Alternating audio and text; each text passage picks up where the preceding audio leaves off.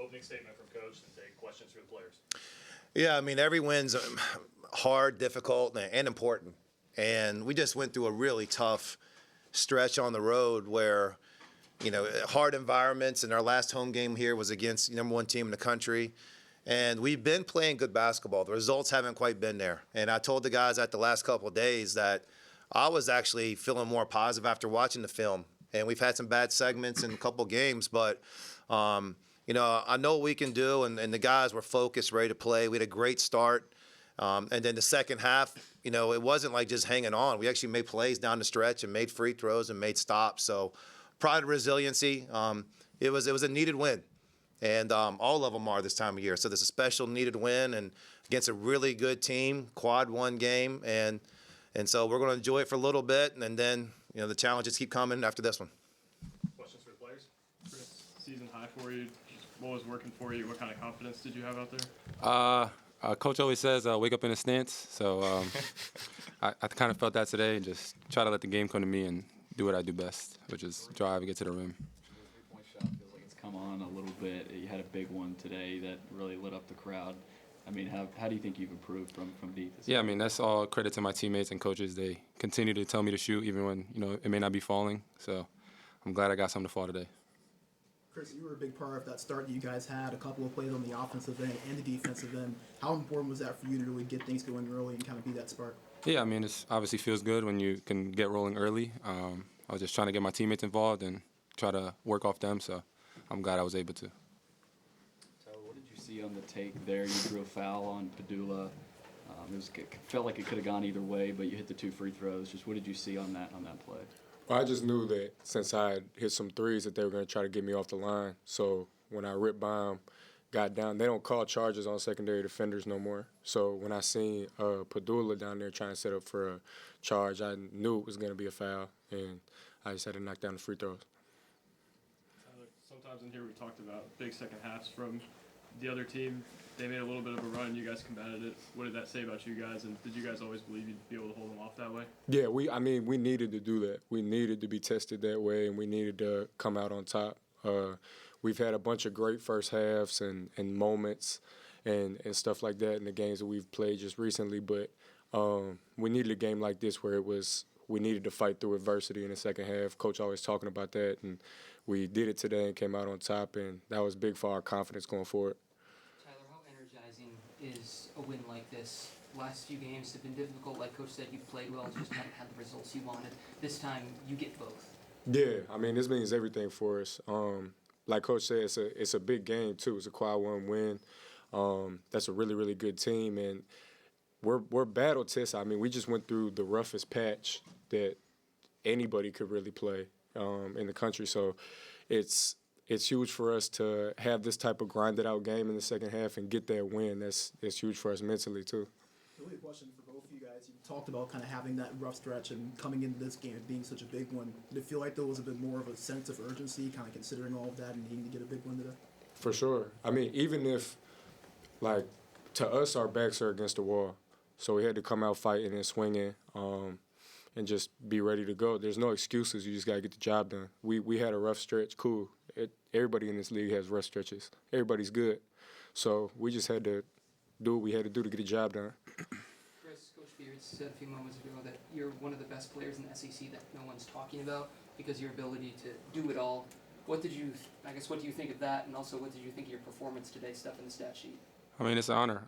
I just try to do the best I can to help the team win every night, and if that may not be scoring or shooting threes, that's fine with me as long as we win, and we're playing hard too. You come from a one-bid league. What's the last couple of weeks been like for you playing Tennessee, Kentucky, Ole Miss back-to-back? It's insane. A lot of crazy-looking stadiums that I've never seen, but super fun, and I'm glad I get to be tested like this every time I play. I mean, kind of backing off of that, this being a situation where you're kind of hearing a lot of bubble talk and things like that for the first time, like, how is that for you guys handling that mentally when you kind of have to block out that outside noise and you're playing such a tough schedule night to night? Yeah, I mean, we can only control what we can control, obviously, but I'm new to the bubble talk, so it's fun, and I hope we can continue to win games down the stretch and obviously make the tournament. Anything else for you guys? All right. Thanks, Peter. Good job.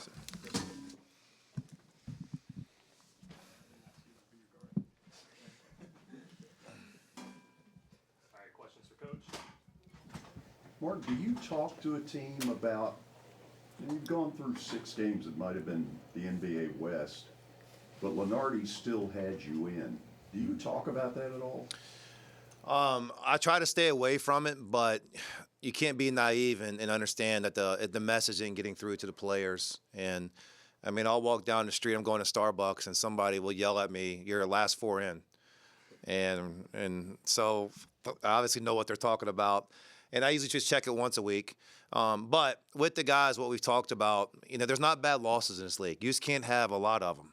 And every team's good, and the wins are really special and great, and you got to try to find as many of them and try to stop the bleeding. You can't have consecutive losses very long. And the mentality that I want with our guys is really, and we've talked about this, just put everything into the next game and don't worry about anything else. And that way we're not worried about the past behind us or have unneeded anxiety worrying about the future, because we got to win as many of them as we can and then let the selection committee do their thing. What did you see from Chris Mañon today?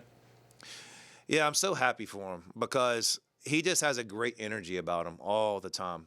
And when he's on the court in practice, he's got a smile. He's great to be around. And, a guy comes here for 1 year, and sometimes you're worried about somebody being selfish, and he's complete opposite. He's so happy for everybody's success that he deserved that success tonight by the way that he treats other people and the way that he is a person. Chris said that he's just happy to be included in the bubble talk. Teams sometimes talk about dealing with the pressure of, are we going to make it in or aren't we? Do you think the team's handling the pressure in a healthy way and just kind of grateful for whatever comes at them? Well, I mean, the thing about it, it is a great thing, the fact that people are talking about us in the NCAA tournament. I mean, we were picked 16 in the league, and so you're not anticipating us being any kind of bubble or the bottom bubble or whatever else. And the fact that, that's being mentioned and we got a chance, we're playing meaningful basketball into February. We'll play meaningful basketball in March. That's what you want this time of year. Some teams in this league are playing for 1 seeds. Some teams are fighting to get in and everything else, and it's going to keep making us better. Every single game makes me a better coach, makes our guys a better player. And we're learning along the way, and we got to win some, and we got one today. What did Ole Miss do late first half and early second to trim the lead and even take it? I know you guys obviously ended up winning the game, but what did they do kind of in that middle stretch to frustrate? Yeah, there was a couple different things. So one, we got sloppy with the ball. Some turnovers in the end of the first half. We had some double teams, and we were trying to drive gaps that weren't there, and we weren't passing the ball on time. So that hurt us in segment. End of the game, we had a couple unfortunate turnovers too. But, a lot of times, in those situations, you want to, take the blame and everything else. But I actually give a lot of credit to Ole Miss. Some of the shots they made, the threes they made in the second half were really good shots and contested and good defense. And, give credit where credit's due. Like when we lost to Kentucky and we played poorly in the second half, that was our mistakes. Kentucky was making threes, and we were not playing good defense. This was a lot of good defense, and Ole Miss was making tough shots. I know the second half struggles have been a bit of a talking point the last few weeks, but to be able to overcome that today, despite some of those struggles, being able to get the win, how big is that for your team's confidence to not allow that to snowball and to show that even despite that, you were still able to come out on the better end of it? Yeah, I mean, I think sometimes, too, it's road and home. And the crowd was great today. They've been supportive all year. The student section is tremendous. And, they lift us up in a downtime, and we need that. So there's a lot of adversity on the road. And, Kentucky got us. We played well enough to win against Tennessee. I don't care if you want to say first half, second half.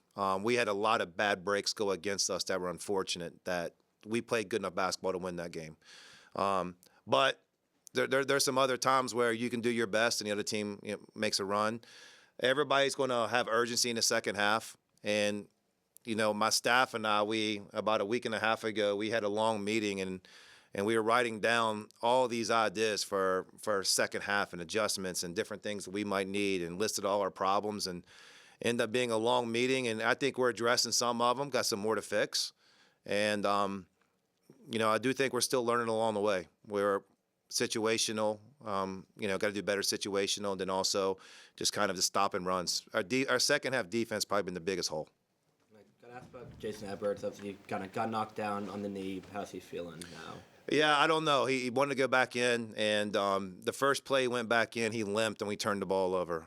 And he told me he could run and go catch the ball, and he didn't. So, having him in the game where he can make tough shots, we needed him. But the other guy stepped up, and when he wasn't there, he's got a couple days for treatment. I hope he's okay. I don't know for sure. Obviously, the 3 losses were really good teams that pretty much everybody loses to, but you guys hadn't lost 3 in a row yet. Just what kind of morale did you see from the guys in that stretch? We had great practice the last 2 days. And, as a coach, we're going to be upbeat. We're going to be positive. The player's going to be the same thing. If you get down, you're going to stay down. And this league it's unforgiving. So, you lose a game, go win the next one. Pick out the positives that you want to talk about and then try to fix some things and then keep on moving. But we're not going to get down. I don't care what the streak is, a win streak, a losing streak. We're going to stay in the right direction. Anything else, Coach? All right, thank you all.